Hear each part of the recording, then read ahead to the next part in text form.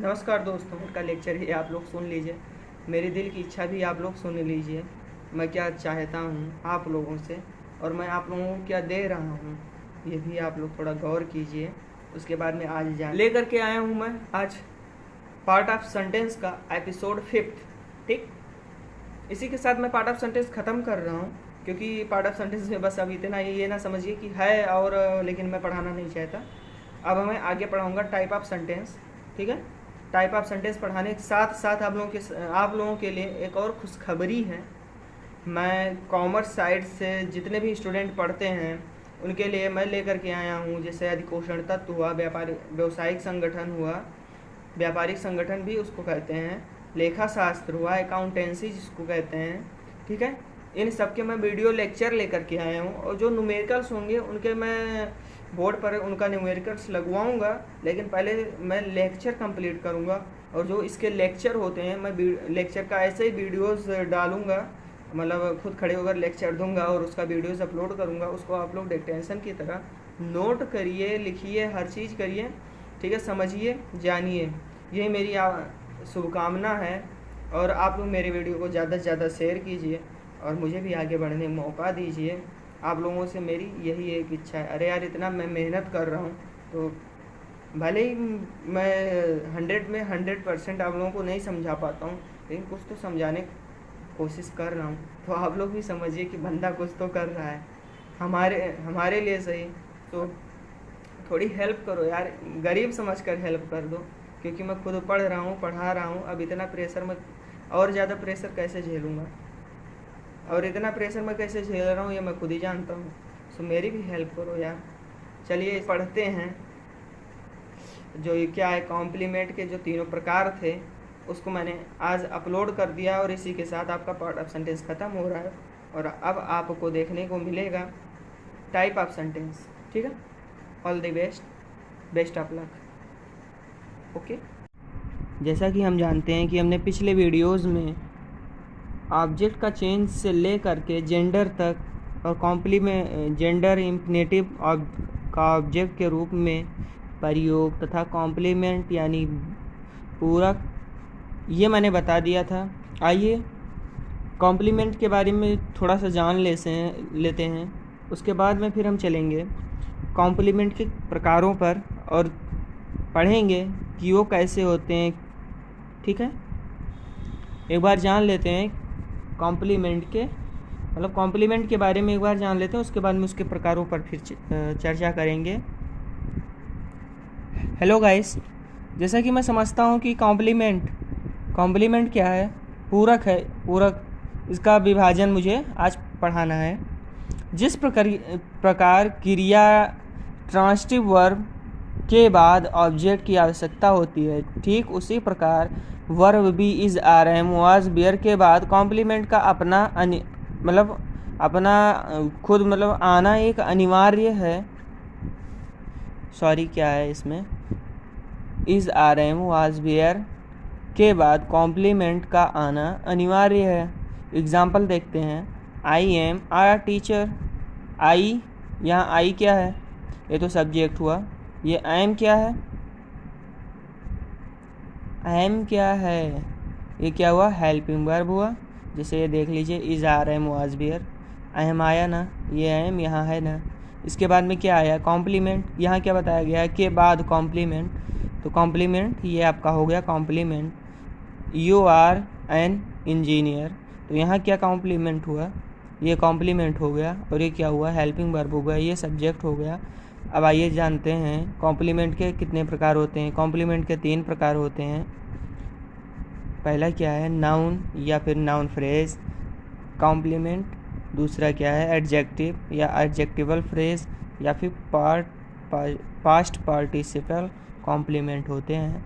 उसके बाद में तीसरा क्या है, एडवर्बल कॉम्प्लीमेंट। आइए जानते हैं इन तीनों के विषय में आज चर्चा करेंगे और जानते हैं कि आखिर इसमें क्या होता है, जो इन तीनों को अलग अलग कर दिया गया है। ठीक है, मैं आपका ज़्यादा समय ना लेते हुए सीधे मुद्दे पर आता हूँ।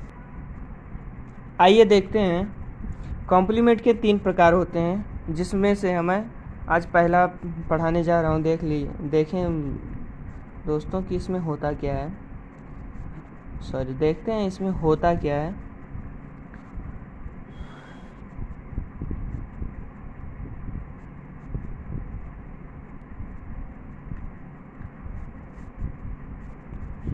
कॉम्प्लीमेंट के 3 प्रकार होते हैं।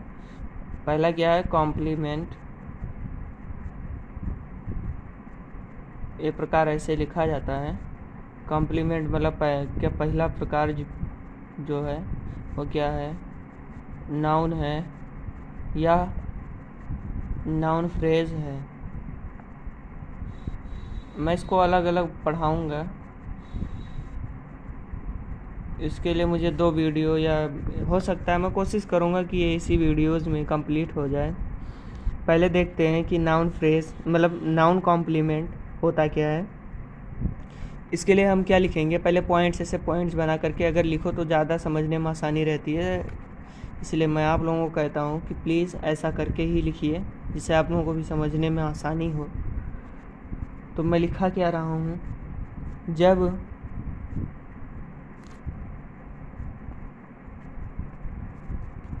वर्ब बी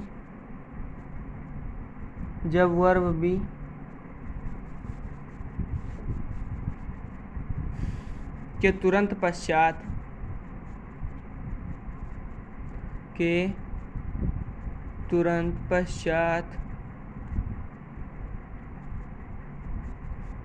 जब वर्ब बी के तुरंत पश्चात क्या आता है, नाउन। किसके बारे में बता रहे हैं, नाउन के बारे में बता रहे हैं। तो क्या आएगा, नाउन आता है, तब वह क्या कहलाता है, नाउन कॉम्प्लीमेंट। तब वो क्या कहलाता है, नाउन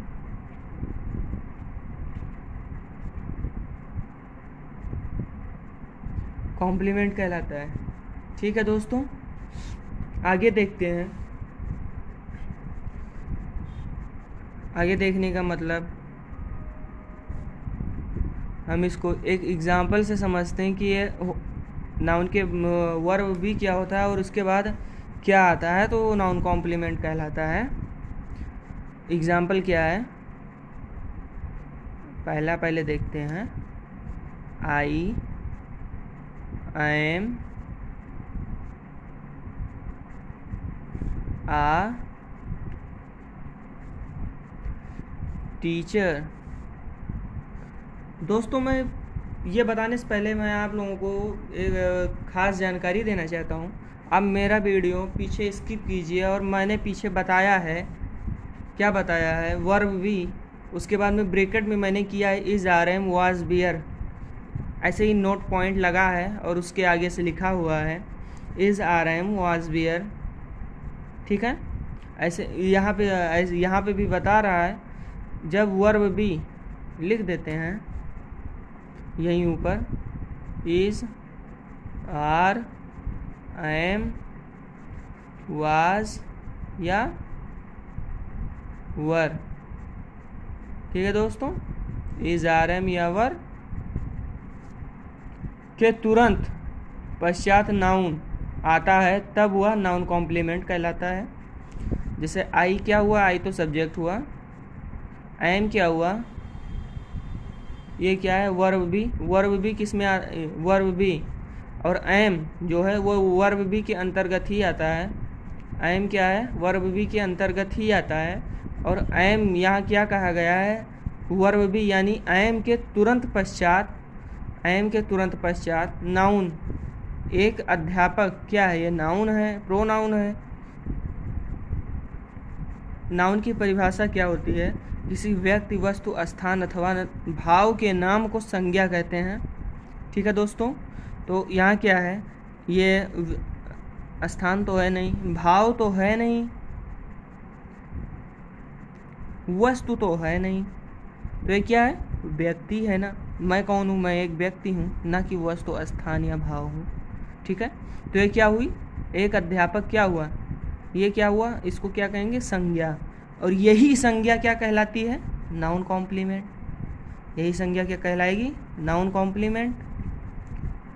चलिए एक एग्जांपल और समझते हैं, समय जाया ना करके, क्योंकि समय बहुत कीमती है।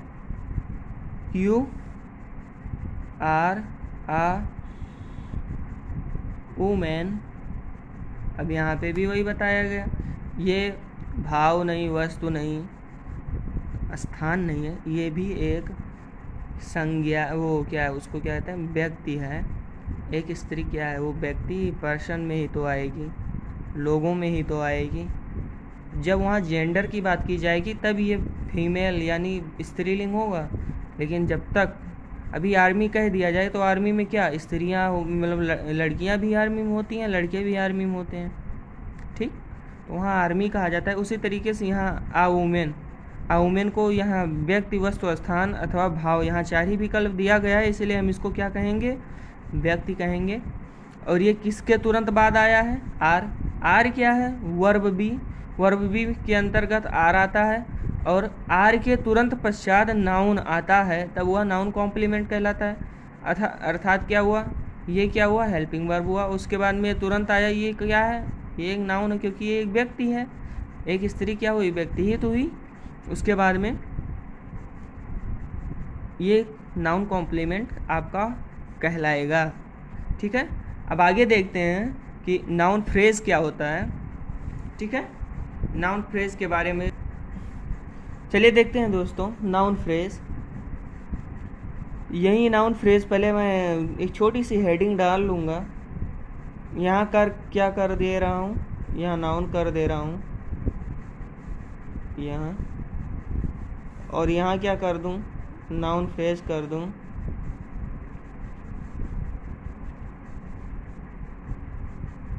देखते जाना दोस्तों, इसमें अंतर ज़रूर आपको नज़र आएगा। अंतर मैं बताऊंगा भी, लेकिन अगर आप लोग मेरे बताने से पहले समझ जाएं तो आप लोग जीनियस हैं, ठीक है। अब इसको एक पॉइंट में लिखते हैं पहले, ताकि याद करने में हमें आसानी रहे। क्या है, जब कोई नाउन, क्या है, जब कोई नाउन ऑब्जेक्ट की विशेषता बताता है, कि विशेषता बताता है, ठीक है दोस्तों। जब कोई क्या है, जब कोई नाउन ऑब्जेक्ट की विशेषता बताता है या उसकी व्याख्या करता है, क्या है, या उसकी व्याख्या करता है, क्या करता है,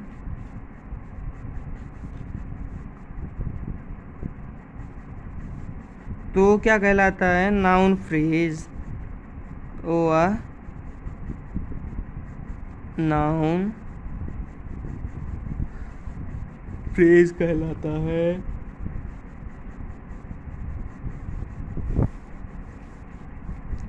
देखिए दोस्तों, एक अंतर आपको यही मिल गया, ठीक है। यहाँ क्या है, वर्ब बी के तुरंत बाद वर्ब बी इज़ारम के तुरंत बाद नाउन आता है, तो वह क्या कहलाता है, कॉम्प्लीमेंट, नाउन कॉम्प्लीमेंट। अब यहाँ नाउन फ्रेज कब कहलाएगा, जब कोई नाउन ऑब्जेक्ट, जब कोई नाउन ऑब्जेक्ट की विशेषता बताता है या उसकी व्याख्या करता है, तो वह नाउन फ्रेज कहलाएगा। एक अंतर या एक फ़र्क आपको यही नज़र आया, ठीक है। अब एक एग्ज़ाम्पल से समझते हैं, क्योंकि टाइम नहीं है, तो एक एग्ज़ाम्पल से हमें समझना होगा, और ध्यान लगा करके समझिए, क्यों, और मैं ध्यान लगा कर पढ़ाऊँगा भी। पीटी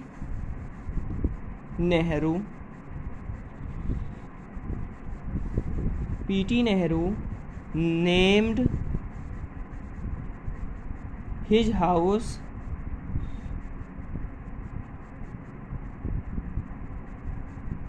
आनंद भवन।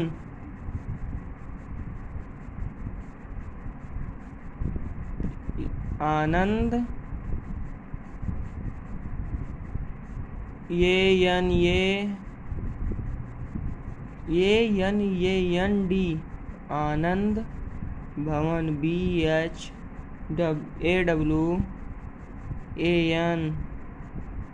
क्या हुआ, PT नेहरू। अब देखिए इसका हिंदी पहले समझते हैं क्या है। पंडित नेहरू क्या करते हैं, अपने घर का नाम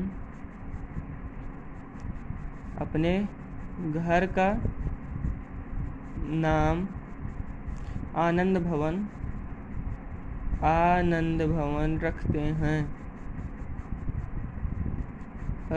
हैं, या इसको हम ऐसा, ये तो हम थोड़ा व्याख्यात करके हमने बताया है, ठीक है।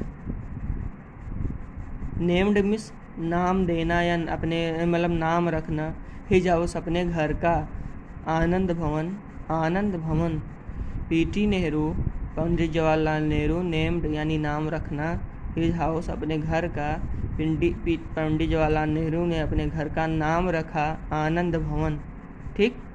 अब इसमें देखते हैं, इसमें थोड़ा थोड़ा करके देखें तो हमें सारी चीज़ें जो ऊपर नोट में मैंने लिखाई, पॉइंट में लिखाई है, वो सब नज़र आएंगी।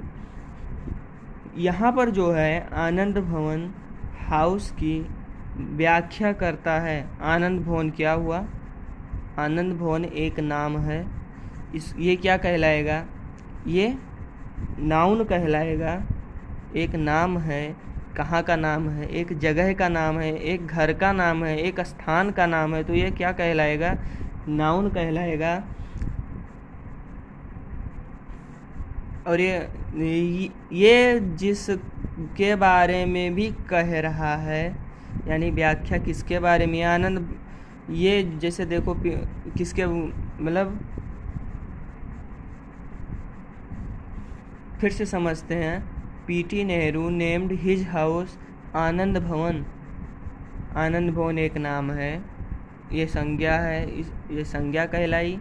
और इसकी व्याख्या कौन कर रहा है, मतलब ये है क्या, इसकी मतलब इसके बारे में कौन बता रहा है, ये हाउस, घर ही तो बता रहा है। और हिज हाउस को ले लें तो अपने घर के बारे में बोल रहे हैं, तो हिज हाउस ले लें, कोई दिक्कत नहीं है। पंडित जवाहरलाल नेहरू ने अपने घर का नाम आनंद भवन रखा। यहाँ पर आनंद भवन हाउस की, यानी आनंद भवन घर की व्याख्या करता है, ठीक है। अतः ये क्या हुआ, नाउन फ्रेज हुआ। नोट में लिख लीजिए, वरना जैसे मैं कंफ्यूज हुआ था अभी, आप भी हो जाएंगे, क्योंकि हिंदी और मतलब हिंदी पढ़ो चाहे इंग्लिश पढ़ो, लेकिन जब ग्रामर की बात आए ना तो कंसंट्रेट होकर पढ़ो। आनंद भवन, BHAWAN क्या है, हाउस की व्याख्या करता है।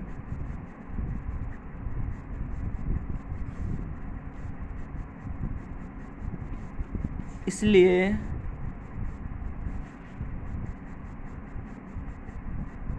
नाउन फ्रेज कहलाया।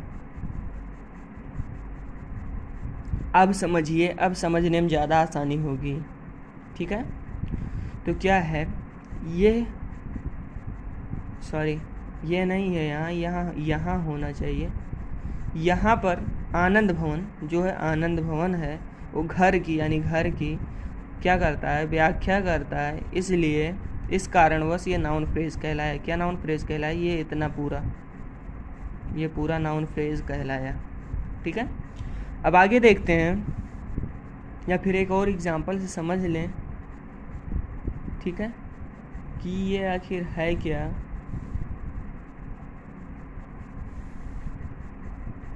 और नाउन, ठीक है, बी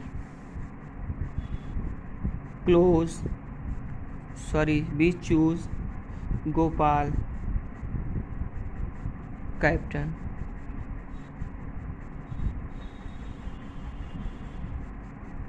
बी यानी हम, चूज चुनते हैं, गोपाल कैप्टन यानी कि सॉरी, ये वीडियो थोड़ा मिस हो गया। बी, हम चुनते हैं गोपाल कैप्टन, गोपाल को अपना कप्तान चुनते हैं। अब यहाँ पर हम देखेंगे ये क्या है, सब्जेक्ट है, और ये क्या हुआ, वर्ब हुआ, ये क्या हुआ, ऑब्जेक्ट हुआ, उसके बाद में ये क्या हो जाएगा, कप्तान, ये क्या हुआ, नाउन फ्रेज हुआ। क्योंकि देखो यहाँ क्या बताया गया है नोट्स में, यहाँ पे एक बार ध्यान करो, फिर उसके बाद में आपको समझ में आ जाएगा। जब कोई नाउन ऑब्जेक्ट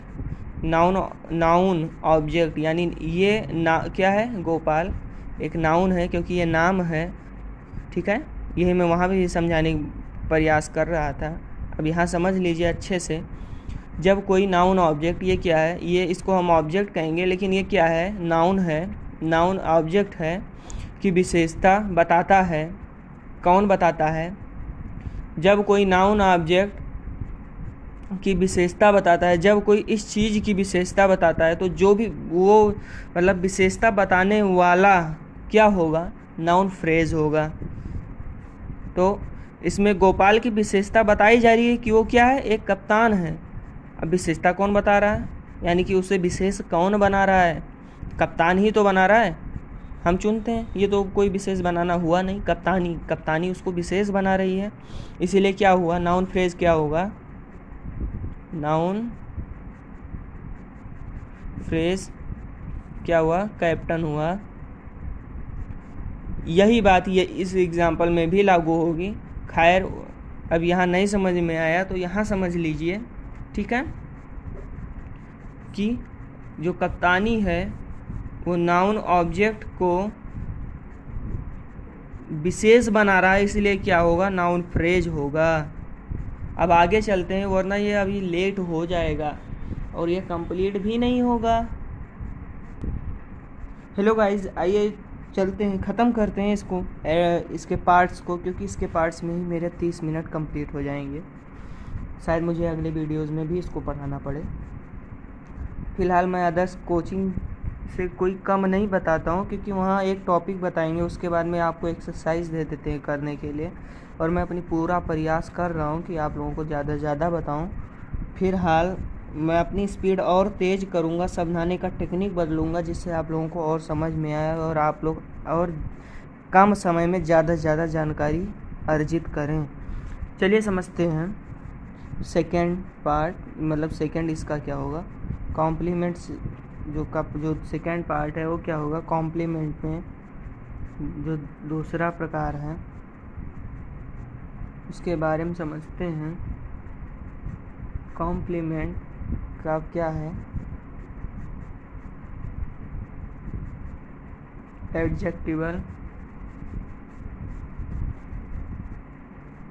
सॉरी यहाँ पहले क्या होगा, एडजेक्टिव होगा, यहाँ एडजेक्टिवल नहीं होगा, आगे होगा एडजेक्टिवल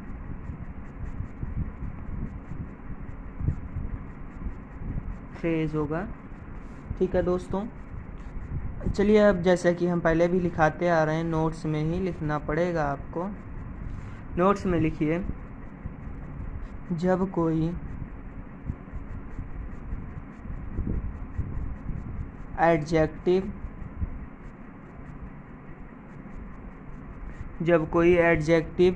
क्या करता है, सब्जेक्ट की विशेषता बताता है,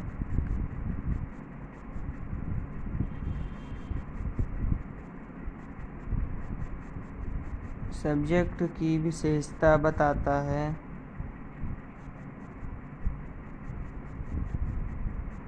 ठीक है दोस्तों, सब्जेक्ट की विशेषता बताता है, तथा कहाँ प्रयुक्त होता है, वर्ब बी। ये वर्ब भी पूरे कॉम्प्लीमेंट में आपका पीछा नहीं छोड़ेगा, इसको आप रट लीजिए या ध्यान में रख लीजिए। वर्ब बी के पश्चात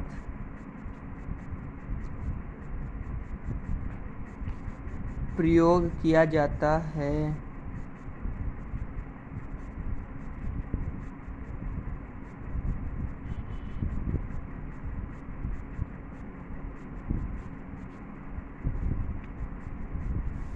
ओके दोस्तों, क्या है, जब कोई एडजेक्टिव सब्जेक्ट की विशेषता, जब कोई एडजेक्टिव सब्जेक्ट की विशेषता बताता है तथा वर्ब, क्या है, वर्ब बी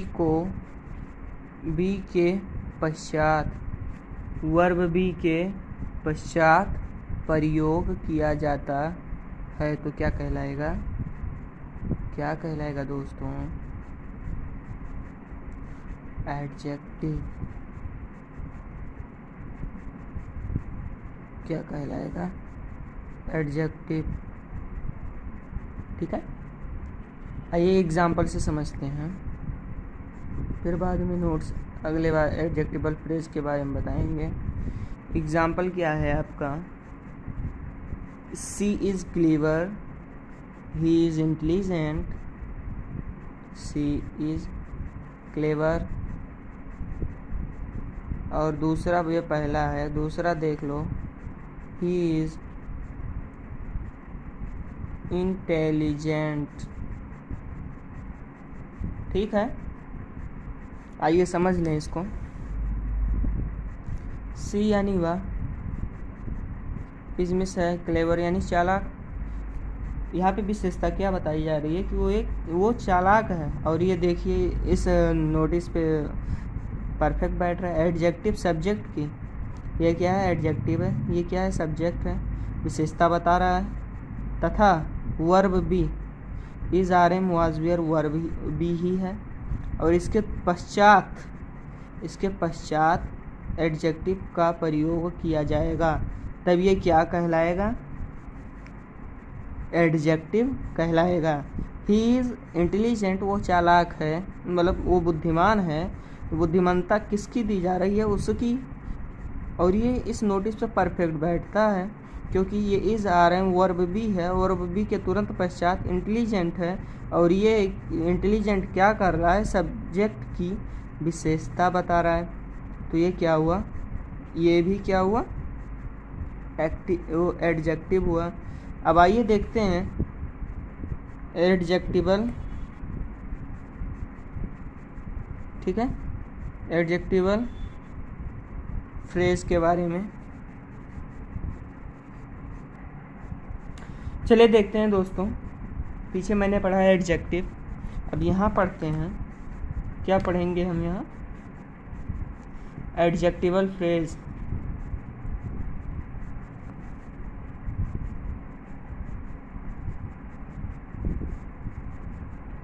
क्या पढ़ेंगे, एडजेक्टिवल फ्रेज। ठीक है, 1 मिनट। इसमें क्या होता है, जब कोई ऑब्जेक्ट की विशेषता बताता है, कौन बताता है, नोट्स में लिखते हैं, ठीक से समझ में आएगा।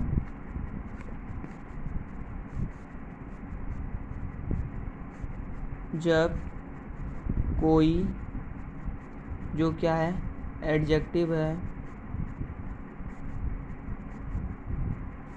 किसकी विशेषता बताता है, ऑब्जेक्ट की। वहाँ क्या हो रहा था, सब्जेक्ट की विशेषता बता रहा था, यहाँ किसकी बताएगा, ऑब्जेक्ट की।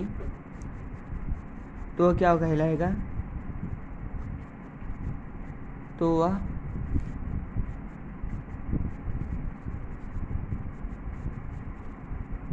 एडजेक्टिवल फ्रेज कहलाएगा। या आगे एक और भी था, पास्ट पार्टिसिपल, या पास्ट पार्टिसिपल होता है।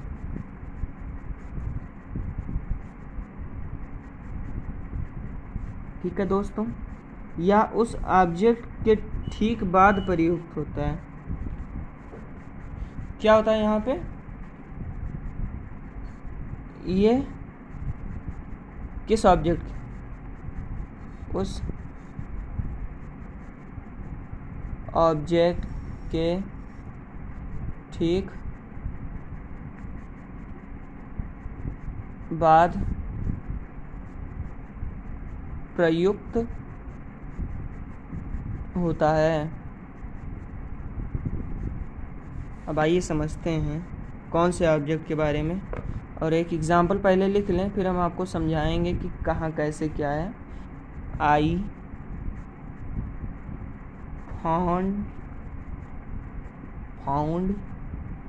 हिम, आई फाउंड हिम, मैंने उसे क्या पाया, आई फाउंड हिम सैड, मैं उससे दुखी पाया। अब यहाँ क्या कह रहा है, जब कोई एडजेक्टिव इसमें क्या है, सैड यानी दुखी होना, ये विशेषता ही तो बता रहा है किसकी, हिम यानी उसकी विशेषता बता रहा है, उसकी, ठीक है। तो यह क्या होगा, एडजेक्टिवल फ्रेज होगा, और पास्ट पार्टिसिपल भी यही होगा। और अगले पॉइंट में हमने क्या लिखाया है, यह उस ऑब्जेक्ट के ठीक बाद प्रयुक्त होता है। किस ऑब्जेक्ट के बाद, जिसकी ये विशेषता बताएगा, इसकी विशेषता। हिम यानी उसकी, आई फाउंड मैंने पाया, हिम यानी उसे, सैड दुखी, उसे की, ये सैड जो है हिम की विशेषता बता रहा है, तो ये इसके ठीक तुरंत बाद प्रयोग होगा। एक और बच रहा है, टाइम मेरा अप हो रहा है, इसीलिए मैं जल्दी से जल्दी पढ़ाने की कोशिश करूँगा, और छोटा सा है, इतना है जितना मैंने पढ़ाया है, सो पढ़ लीजिए 2 मिनट और। या एक और एग्जांपल समझ लीजिए, ये पहला था और यहाँ मैं आपको दूसरा बता रहा हूँ, ठीक है। They made me angry, they made वो बनाते हैं मी, मुझे, मी का अर्थ क्या होगा, मुझे, एंग्री यानी क्रोधित, वो मुझे क्या कर रहे हैं, क्रोधित कर रहे हैं, या मुझे गुस्सा दिला रहे हैं, लेकिन गुस्सा आ तो रहा है, लेकिन इनको तो नहीं आ रहा है ना, मुझे आ रहा है, तो इसकी क्रिया मुझ पर हो रही है, तो ये विशेषता किसकी बताएगा, मेरी ही तो बताएगा। तो यहाँ क्या होगा, वे मुझे क्रोधित बना रहे हैं, क्रोधित कर रहे हैं। चलिए समझते हैं अगला क्या है, तीसरा, यानी ये देख लेते हैं, नहीं तो अगले वीडियोज़ में फिर मैं नई टॉपिक शुरू कर दूंगा, ठीक है, वरना वहाँ से फिर से मुझे ये शुरू करना होगा तो थोड़ी दिक्कत होती है भाई। एडवर्बल कॉम्प्लीमेंट, अभी से बहुत सिंपल है, बट इसमें अभी आपको समझ में नहीं आएगा, फिर भी मैं अपनी तरफ से कोशिश करूँगा कि आपको समझ में आ जाए, ठीक है दोस्तों। जब वर्ब बी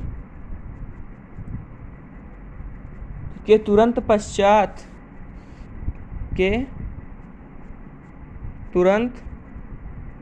बाद में क्या प्रयोग हो, एडवर्ब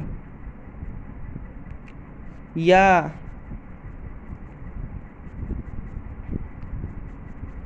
एडवर्बल फ्रेज। अब एडवर्ब तो आप जानते हैं, ये पार्ट ऑफ स्पीच का है, ये भी पार्ट ऑफ स्पीच का है। अब जब मैं एडवर्ब पढ़ाऊँगा आपको, तब मैं इसको भी बताऊँगा, क्योंकि अभी इसके बारे में ज़्यादा मुझे कोई जानकारी नहीं है, ठीक है।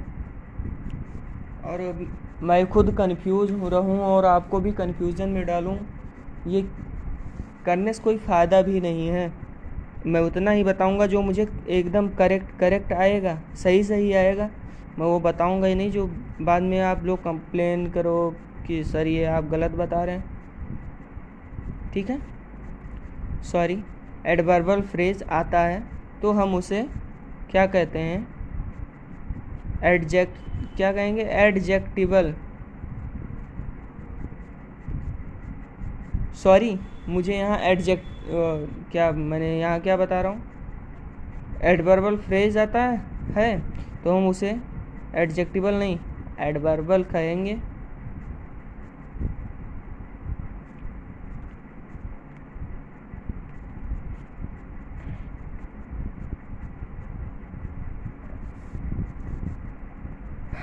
देखिए दोस्तों, मैं एडवर्बल इतना मैं कंफ्यूज हूँ कि मैं एडवर्बल कॉम्प्लीमेंट पढ़ा रहा हूँ, एडवर्बल फ्रेज फिर भी मुझे नहीं आता है। सो देखो, कंफ्यूज मत होना, यहाँ कॉम्प्लीमेंट में पढ़ा रहा हूँ और यहाँ फ्रेज की बात कर रहा है, ठीक है। आगे देखेंगे हम उसे एडवर्बल कॉम्प्लीमेंट कहते हैं। क्या कहेंगे? एडवर्बल कॉम्प्लीमेंट कहेंगे, ठीक है।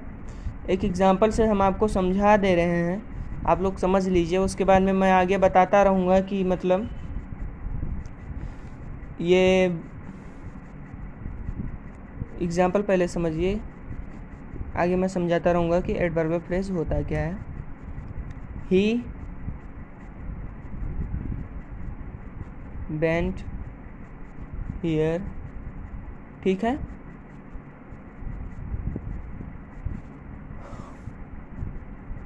He went here. अब यहाँ पे एडवर्बल कॉम्प्लीमेंट क्या होगा? ही क्या हो जाएगा? सब्जेक्ट हो जाएगा।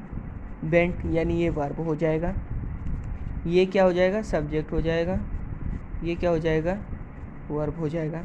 अब इसके तुरंत बाद यहाँ क्या कहा गया है?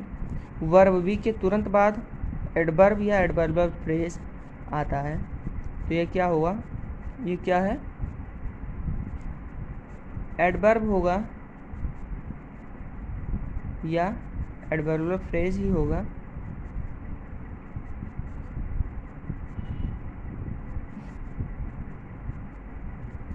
क्योंकि यहाँ नोट्स में पहले बता दिया गया है कि जब वर्ब बी के तुरंत बाद एडवर्ब या एडवर्बल फ्रेज आता है तो हम उसे एडवर्बल कॉम्प्लीमेंट कहेंगे।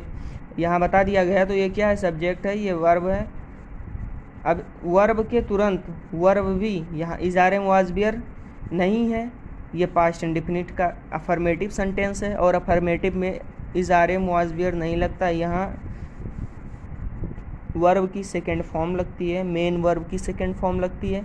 इसीलिए गो का क्या लिखा गया है? वेंट फॉर्म, यानी सेकेंड फॉर्म गो का लिखा गया है। यहाँ क्या लिखा है? वेंट। और अब इसी को हम वर्ब बी मानेंगे और वर्ब बी के तुरंत बाद क्या हुआ? हेयर आया और ये क्या हो जाएगा? एडवर्ब या एडवर्बल फ्रेज हो जाएगा। एक और एग्जांपल समझ लेते हैं जिसमें वर्ब बी दिया हो। माई पेन्स आर, ठीक है, ऑन दी टेबल। क्या है? My pens are on the table. इसको हम डिवाइड कर दें वरना कंफ्यूज रहोगे। ये माई पेन सब्जेक्ट है, ये वर्ब भी है, इसके तुरंत बाद ये आया है, ठीक है, ऑन दी टेबल। ये क्या हो जाएगा आपका? एडवर्ब या एडवर्बल फ्रेज हो जाएगा। ओके गाइज, टाइम अब अप हो रहा है, इसलिए मैं वीडियो को क्लोज करना चाहूँगा और मैं आपको अगले वीडियोज़ में मैं एक नई टॉपिक शुरू करूँगा। अभी तक मैं पढ़ा रहा था, क्या पढ़ा रहा था?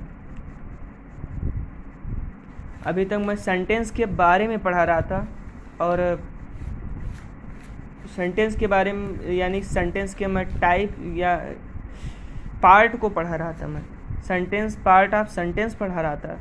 अब मैं आगे पढ़ाऊँगा टाइप ऑफ सेंटेंस और मैं अब ज़्यादा समय नहीं लूँगा क्योंकि अब मैं और तेज़ी से पढ़ाऊँगा क्योंकि मुझे लगता है मैं बहुत स्लो पढ़ा रहा हूँ। सो गाइस, शुभ रात्रि। आप इस समय सो जाइए। ये वीडियोस देख करके पढ़ करके आगे फिर मैं कल अपने वीडियोस लोड करूँगा। अब मैं एक दिन में दो तीन वीडियो, चार वीडियो अपलोड करूँगा जिससे आप लोग जल्दी से जल्दी पढ़ सकें सारी चीज़ें।